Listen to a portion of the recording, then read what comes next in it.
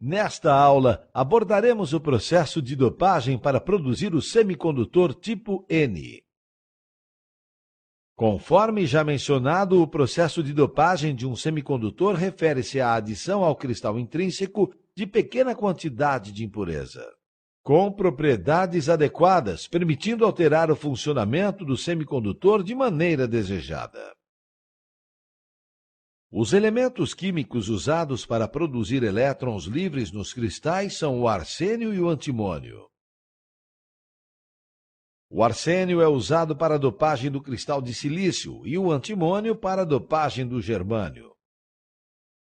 Esses dois elementos possuem 5 elétrons na última camada, camada de valência. Se um elemento como o arsênio, que tem 5 elétrons de valência, for adicionado ao cristal de silício, alguns átomos irão completar a camada de valência do silício.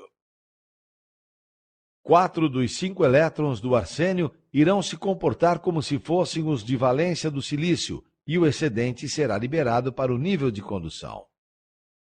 Como a camada de valência não pode conter mais de 8 elétrons, o elétron que sobra precisa percorrer uma órbita da banda de condução. Sendo assim, esse elétron está livre para se mover sob a ação de um campo elétrico aplicado. Esses elementos que produzem elétrons livres no cristal são chamados de doadores porque fornecem elétrons livres para o cristal.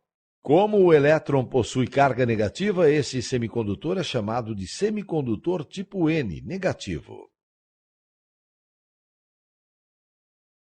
Isso porque o portador de carga que se move no cristal é o elétron que possui carga negativa. Em um semicondutor do tipo N, os elétrons são denominados portadores majoritários e as lacunas de portadores minoritários. Porém, esse é um assunto que será abordado detalhadamente mais adiante. Vimos nesta aula o processo de dopagem para produzir semicondutores tipo N.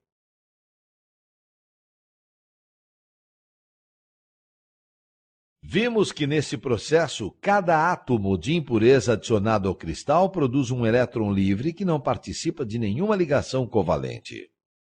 Ou seja, não forma par com nenhum elétron. Assim, esse elétron pode circular livremente sob a ação de um campo elétrico aplicado.